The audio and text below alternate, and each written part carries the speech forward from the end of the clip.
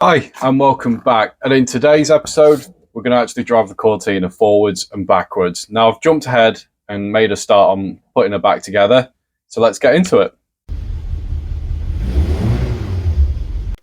So the gearbox took me about 10 or 15 minutes. I'm starting to get pretty good at it. I don't know if that's a good thing or not. The inlet and exhaust manifold, the exhaust system, and the carburetor. Put the inlet and exhaust on. You've seen me do that enough times. I've not bothered filming it. Just got on with the job. Interestingly, it's hard to tell in this light. So the heater bubble and the inner wing that I painted have gone quite yellow. So I'm going to have to redo those, which I'm going to have to redo them anyway because I didn't do a very good job. And the final bit of disappointing news is you'll see the spark plugs are there. And that is because I did try and run the engine yesterday, and it was a bit lumpy and whatever else. The reason was I like to try and test how well it runs before I put coolant in it, only for a few seconds, nothing long. And that's basically to make sure the inlet and exhaust manifold are sealed, not letting any extra air in, and it might be the case. But unfortunately, what I did notice, I was getting bit of exhaust coming out from here and here, hence why the plugs are off.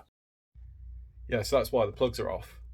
Just thought, I saw it, knew exactly what that shouldn't be, because there's no water in it, so it can't be like it's anything heated up and come out. I mean, the thing's been dry for a while.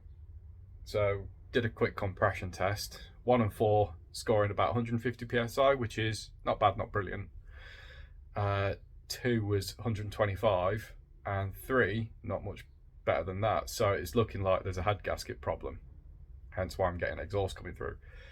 Never had any problems with it overheating or any mayonnaise in it, so it might just be one of those things where it's on its way out, but I haven't found it till now.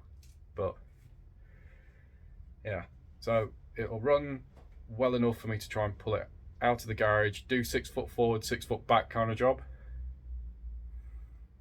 And that should be enough for me to then say that there's enough for me to carry on with what I'm doing. But that, what I mean by that is that the head needs to come off, find out what the gasket failure cause was, put all that back together. Hopefully that'll run fine. If it's anything more serious, then I'm going to have to get more serious, but I'm fingers crossed everything is okay. It might just be the gasket, but don't know until I pull all that off. But I want to make sure that I can actually drive out of the garage first, and then I'll carry on doing stuff. So that's what I'm going to do. So we'll put her on the deck, open the door up, drive her out, drive her back in, see what happens.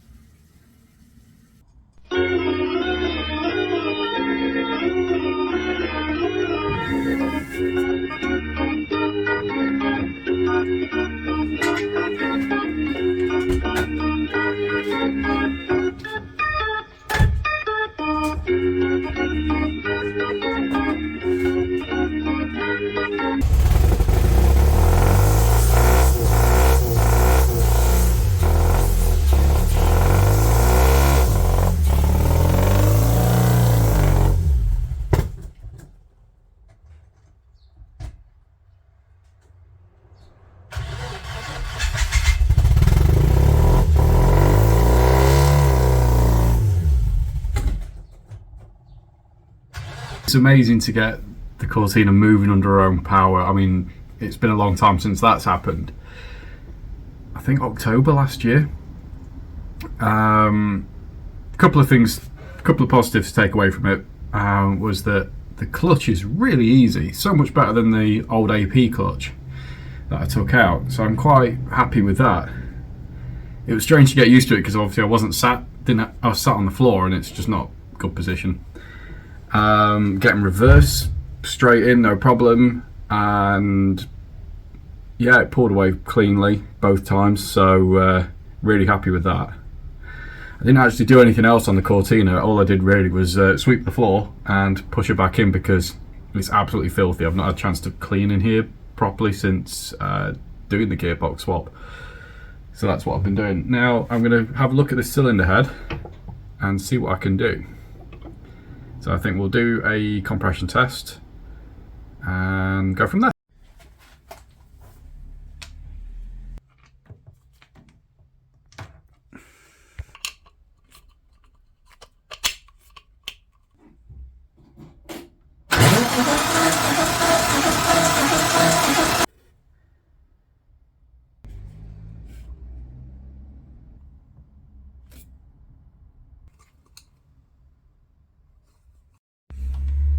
So on 2 and 3 where the compression's low, what I'm doing is putting some oil into the bore.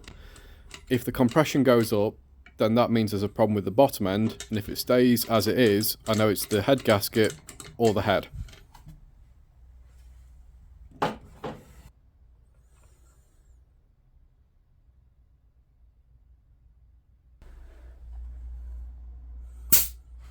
So it's looking like it could be piston ring related. With the compression certainly going up between putting some oil in the bore and when it was done beforehand. Now, what that might mean is it could be a sticking piston ring on 2 and 3, you never know. I've had the sump off last year when I changed it. There were no bits in there, so that means the piston ring's not broken down. Hopefully it means the piston's also not broken down. There's no big issues there. And it might be a case of it could be done quite quickly and easily, but with other stuff that needs doing to the Cortina, it's now looking like I probably won't be back on the road this year, which I'm disappointed, but it's an opportunity to make stuff the way I want it. That's all I'm going to say on that, because I've got to have a bit of a think, you see. So I think first off, I'll pull the cylinder head off, delve into that, and just go from there. That's all I can do. Not another great ending, but we're not finished. We're nowhere near finished. We will be back out on the road soon, hopefully. Sooner the better, but let's put it that way. So yeah, hope you've enjoyed it. At least I got it to see that it drives forward, goes backwards, I can get gears, and I've got an idea for the speedo cable, as I've said. I've spoken to a few people about that, I can get one made. The interior I could probably start putting back together, making some changes there because I want to improve the look and the feel. Nothing major, just tidy up. But yeah, there's going to be some changes.